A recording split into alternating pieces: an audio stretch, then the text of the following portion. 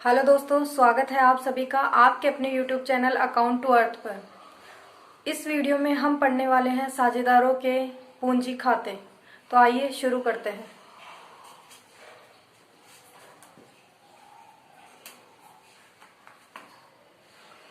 साझेदारों के पूंजी खाते। साझेदारी फर्म में साझेदारों के जो पूंजी खाते रखे जाते हैं वो दो विधि से रखे जाते हैं। तो दो विधि से रखे जाते हैं साझेदारी के पूंजी खाते। पहली विधि है स्थिर पूंजी विधि और दूसरी विधि का नाम है परिवर्तनशील पूंजी विधि। स्थिर पूंजी विधि क्या होती है? जिसमें पूंजी खाते का शेष स्थिर रहे, यानी कि बदले नहीं, फिक्स रहे, तो वो स्थिर पूंजी विधि कहलाती है। अब इसको हम देखते हैं। इसमें दो खाते बनते हैं। स्थिर पूंजी विधि अगर अपनाता है तो वो दो अकाउंट बनाएंगे।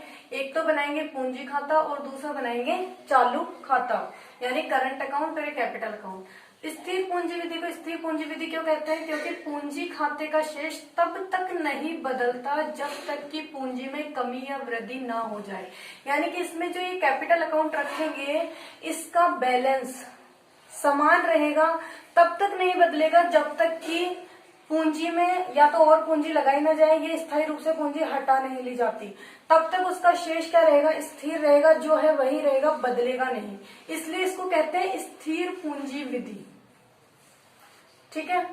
उसके बाद पूंजी खाते का शेष हमेशा क्रेडिट ही रहता है, यानी कि पूंजी खाते का शेष क्या रहेगा? क्रेडिट रहेगा। कैपिटल का शेष क्रेडिट होता है और इस विधि में पूंजी खाते का शेष क्या रहेगा? क्रेडिट ही रहेगा। इसमें दो अकाउंट रखे जाते हैं, यानी कि कैपिटल का जो लेन देन करेंगे, यानी कि कैपिटल का बैलेंस लिखेंगे।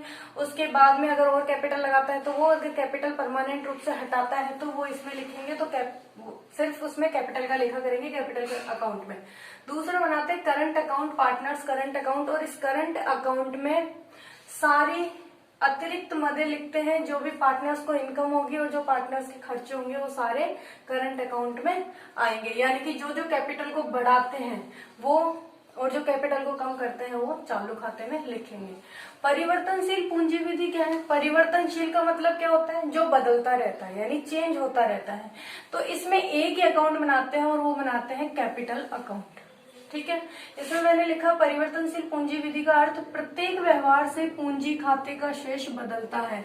यानी कि हर व्यवहार से कैपिटल ला रहा है तो पूंजी खाते का शेष चेंज हो जाएगा, ड्रॉइंग कर रहा है तो पूंजी खाते का शेष चेंज हो जाएगा, कैपिटल हटा रहा है तो कैपिटल का जो बैलेंस रहेगा वो चेंज हो जाएगा। इसलिए इसको कहते हैं परिवर्तनशील पूंजी विधि। इसमें पूंजी खाते का शेष डेबिट या क्रेडिट कुछ भी हो सकता है इसमें, क्योंकि सारे व्यवहार लिखेंगे। हर व्यवहार से पूंजी खाते का शेष चेंज होगा, तो इसमें पूंजी खाते का शेष डेबिट भी हो सकता है और क्रेडिट भी हो सकता है। अब सबसे पहले हम पढ़ेंगे स्थिर पूंजी विधि, और इसमें कौन से अकाउंट बनाते हैं और कैसे बनाते हैं वो हम पूरा। ये है स्थिर पूंजी विधि। स्थिर पूंजी विधि में पार्टनर्स दो अकाउंट रखते हैं। अभी देखा था हमने पार्टनर्स कैपिटल अकाउंट और पार्टनर्स करंट अकाउंट।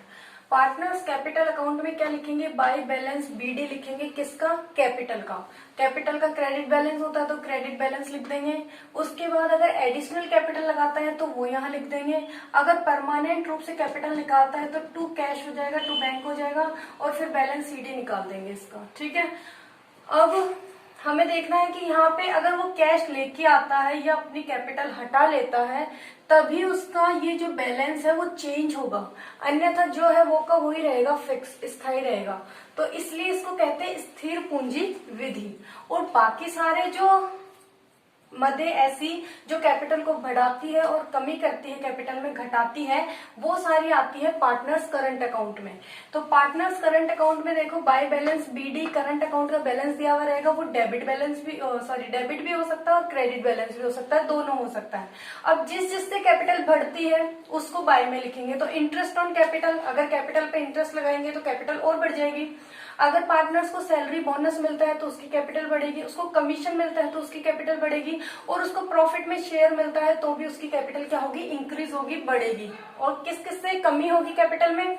तो वो है ड्रॉइंग से और इंटरेस्ट ऑन ड्रॉइंग से। ये दोनों ही चीजें पार्टनर्स को पे करनी होती है तो इससे उसकी कैपिटल में क्या होती है, कमी होती है। और एक लॉस शेयर अगर उसके आ जाए P&L अप्रोप्रिएशन से, तो वो लॉस शेयर से इसकी कैपिटल में कमी होगी, तो उसको यहाँ पे लिखेंगे टू P&L अप्रोप्रिएशन के नाम से लॉस शेयर।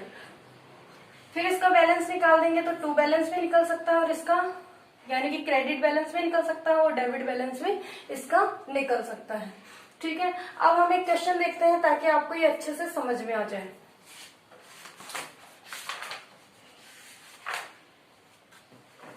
ये क्वेश्चन है, इसको शॉर्ट में लिख भी लेते हैं ताकि इसको कर लें। के और आर दो साझेदार है, ये मैंने दो कॉलम बनाया है के और आर साझेदारों के अमाउंट लिखने के लिए। तो यहाँ पे के और आर 3:2 के अनुपात में लाभों का विभाजन करते हैं। तो यहाँ पे इस क्वेश्चन को हम लिख लेते हैं, दो पार्टनर है यहाँ पे, एक के है और एक है आर। 3:2 के अनुपात में ये लाभों को बांटते हैं 3:2 में। ठीक है, उसके बाद बोला है क्वेश्चन में, उनके मध्य निम्न शर्तें तय हुई, पूंजी पर 10% वार्षिक दर से ब्याज लगाना है, यानी कि पूंजी पर इंटरेस्ट लगाना है 10%। तो यहाँ पे लिखते हैं interest on capital, interest on capital लगाना है 10%। आहरण पर 5% की वार्षिक दर से ब्याज लगाना है। Interest on drawing, interest on drawings 5% के रेट से लगाना है। उसके बाद है यहाँ पे, व्यवसाय को संचालित करने हेतु के को 5,000 रुपए प्रतिमाह वेतन मिलेगा, यानी कि सैलरी देनी है के को 5,000 रुपए प्रतिमाह, 5,000 रुपए पर मंथ उसको सैलरी पे करनी है। उसके बाद है यहाँ पे 31/3/2017 को समाप्त होने वाले लेखा वर्ष के लिए निम्न सूचनाएं उपलब्ध है। और भी सूचनाएं दी गई है हमें 1/4/2016 को, यानी 1 अप्रैल 2016 को के की पूंजी 2 लाख रुपए है, यानी कि कैपिटल दी गई है के की 2 लाख रुपए, और आर की कैपिटल दी है यहाँ पे 1,20,000 रुपए। उसके बाद है यहाँ पे उनके चालू खातों के शेष दिए गए हैं, यानी कि करंट अकाउंट का बैलेंस दिया गया है यहाँ पे, करंट अकाउंट का बैलेंस दिया गया है। के का तो है 12,000 रुपए क्रेडिट बैलेंस, और आर का है 4,000 रुपए डेबिट बैलेंस, डेबिट बैलेंस दोनों लिख लेंगे। उसके बाद है के द्वारा 1 अक्टूबर 2016 को अतिरिक्त पूंजी लगाई, ए ने एडिशनल कैपिटल लगाई, यहाँ पे लिखेंगे एडिशनल कैपिटल, इसने लगाई है 80,000 की के ने, और इसकी डेट हमें ध्यान रखना है 1/10/2016 को। उसके बाद बोला है उनके वर्ष के दौरान उनके आहरण, यानी ड्राइंग्स दी गई है दोनों पार्टनर्स की, दोनों पार्टनर्स की ड्राइंग्स है 20,000 और 20,000 रुपए, दोनों के 20,000 रुपए, इसके भी 20,000 और इसके भी 20,000। उसके बाद कहा है वर्ष के लाभ, यानी कि प्रॉफिट दे रखे हैं, यानी नेट प्रॉफिट 1,34,000 रुपए। हमें बोला है क्वेश्चन में लाभ हानि नियोजन खाता बनाइए और पूंजी खाते भी बनाइए, यह मानते हुए कि स्थिर पूंजी विधि से खाते रखे जाते हैं। तो हमें पहले तो P&L एप्रोप्रिएशन अकाउंट बनाना है, फिर स्थिर पूंजी विधि से खाते साझेदारों के कैपिटल अकाउंट्स बनाने हैं। तो सबसे पहले हम बनाते हैं P&L एप्रोप्रिएशन अकाउंट।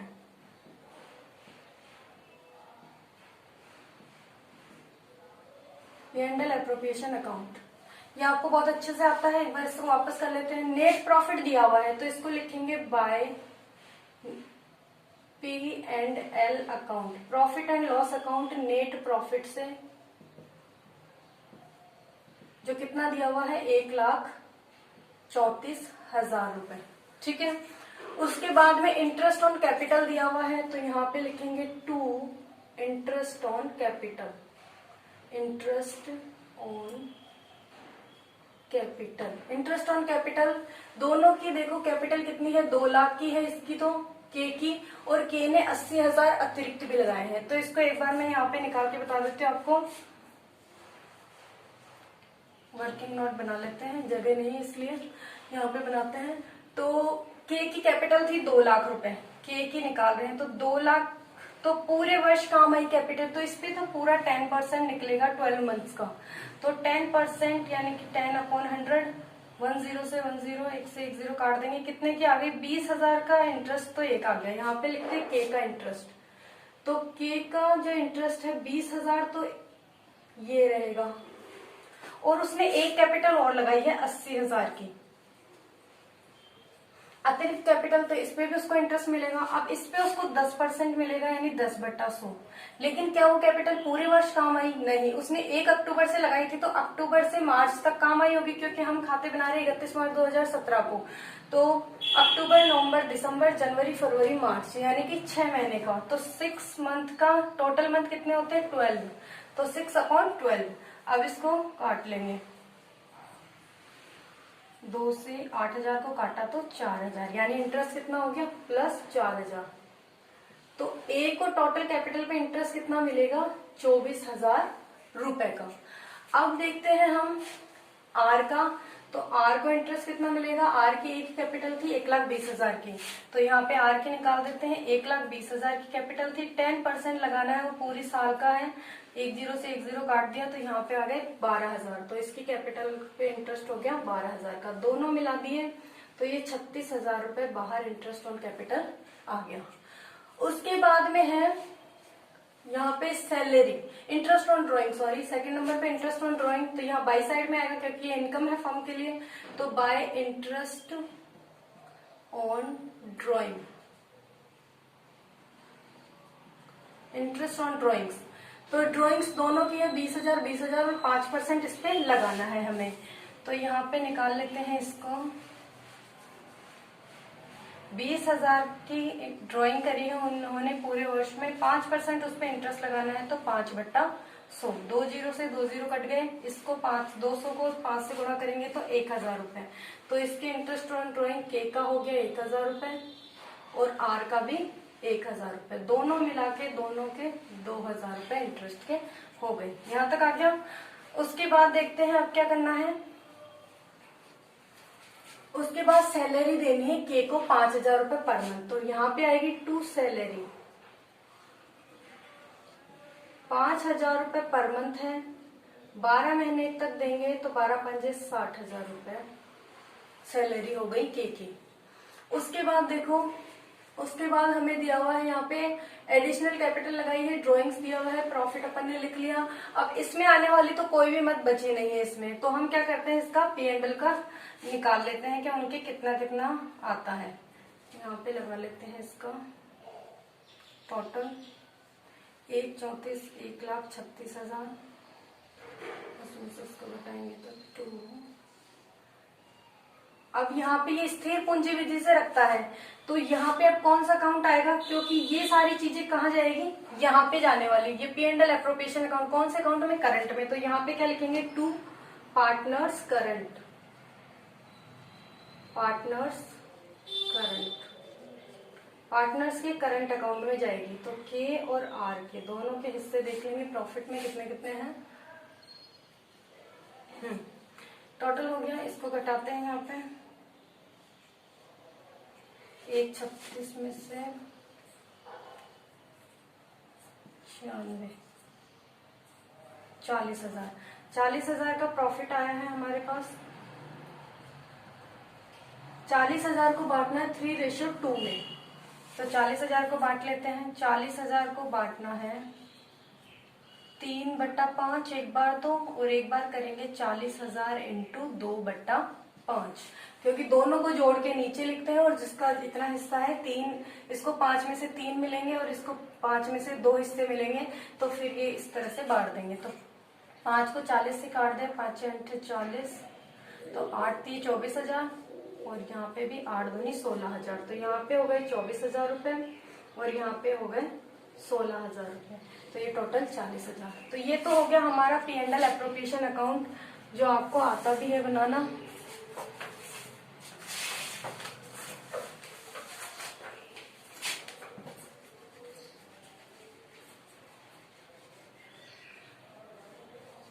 और अब हम बनाएंगे पार्टनर्स कैपिटल अकाउंट। अब पार्टनर कैपिटल अकाउंट हम स्थिर पूंजी विधि से बना रहे हैं, तो इसमें 2 अकाउंट बनेंगे। तो पहला हम बनाते हैं कैपिटल अकाउंट। तो पार्टनर्स की कैपिटल का बैलेंस 1 अप्रैल 2016 कितना दिया हुआ है, 2 लाख और 1,20,000। तो इसके बैलेंस CD क्रेडिट बैलेंस होता है कैपिटल का हमेशा। तो इसको लिखते हैं 2 लाख रुपए इसकी कैपिटल का बैलेंस, और इसका 1,20,000 रुपए। के ने एडिशनल कैपिटल लगाई थी, यहाँ पे एडिशनल कैपिटल 80,000 की, तो के ने लगाई थी 80,000 की, तो के का लिख देंगे 80,000 रुपए। बी ने कुछ नहीं लगाया, डैश छोड़ दो, आर ने। अब क्या करेंगे, निकाली है नहीं कुछ कैपिटल, तो इसको जोड़ देंगे। ये कितने हो गए यहाँ पे, 1,20,000 रुपए, और इसका हो गया 2,80,000 रुपए। अब इधर वाले में से इधर वाले घटाएंगे तो बैलेंस सीडी आ जाएगा। तो ये बैलेंस आ गया यहाँ पे 2,80,000 रुपए और 1,20,000 रुपए। अब इसका देखो, आर का जो कैपिटल का बैलेंस था वो स्थिर रहा, यानी 1,20,000 ही रहा, चेंज नहीं हुआ, इसलिए इसको कहते हैं स्थिर विधि। और इसका चेंज हो गया क्योंकि इसने एडिशनल कैपिटल लगाई थी, तो यानी कि अतिरिक्त पूंजी लगाए या पूरी तरीके से अपनी पूंजी हटा ले, तभी उसके कैपिटल में क्या आता है, चेंज आता है, नहीं तो चेंज नहीं आता है, इसलिए इसको स्थिर पूंजी विधि कहते हैं। अब है पार्टनर्स करंट अकाउंट। अब पार्टनर्स के करंट अकाउंट का हमें बैलेंस दिया हुआ है, अब इसको बनाएंगे पार्टनर्स करंट अकाउंट का। के का तो क्रेडिट बैलेंस दिया हुआ है, यानी के का बैलेंस 12,000 इधर आएगा, और आर का डेबिट बैलेंस दिया हुआ है। आर का है डेबिट बैलेंस 4,000 रुपए, आर के कॉलम में लिखेंगे। इसमें इसका इधर नहीं था और इसका इधर नहीं था, ठीक है। उसके बाद में इंटरेस्ट ऑन कैपिटल, तो हमने कितना लगाया है इंटरेस्ट ऑन कैपिटल, 24,000 और 12,000। तो इसको ऐसे लिखेंगे, यहाँ पे 24,000 रुपए इसको मिला 12,000 रुपए, ठीक है। उसके बाद में सैलरी बोनस कमीशन, तो इसको सैलरी मिली है किसको, आर को, सॉरी के को, यहाँ पे के को लिखेंगे, के सैलरी, के को सैलरी मिली है 60,000 की, तो के कॉलम में लिखेंगे 60,000 रुपए सैलरी के आगे। उसके बाद है यहाँ पे ड्राइंग्स, पहले तो लिखेंगे 2 ड्राइंग्स, तो इन्होंने कितनी ड्राइंग करी है, 20,000 की 20,000 की, तो यहाँ पे 20,000 की इसकी ड्राइंग और 20,000 की इसकी। उसके बाद में इंटरेस्ट ऑन ड्राइंग कितना लगाया है, 1,000 रुपए दोनों का, तो 1,000 और 1,000 रुपए।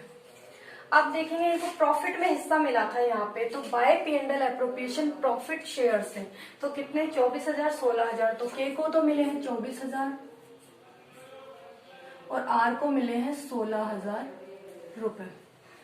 सारी मदे आ गई है। अब हम क्या करेंगे, बैलेंस निकाल देंगे। अब जिसका डेबिट आएगा तो डेबिट बैलेंस, क्रेडिट आएगा तो क्रेडिट बैलेंस। टोटल कर लेते हैं, तो उधर का ज्यादा आ रहा है, उसका 28,000 आ रहे हैं इधर तो, और इधर हो रहा है इसका 20, 24 और 25, तो 3,000 का बैलेंस आएगा इसका, तो 3,000, क्योंकि इन सबको जोड़ो तो 28 हो रहे हैं उधर, और इधर हो रहे हैं 20 और 4 24 और 25,000, तो 28 में से 25 घटाएंगे तो इधर बैलेंस आएगा 3,000 का, तो इसकी ये हो गया 28,000 रुपए टोटल। इसका देखते हैं के का उधर ही ज्यादा है, 24,000 है, 60,000 है, 24,000 है, 48 और 60 108 और 12 120, 1,20,000 में से 21,000 घटा दिए तो 99,000।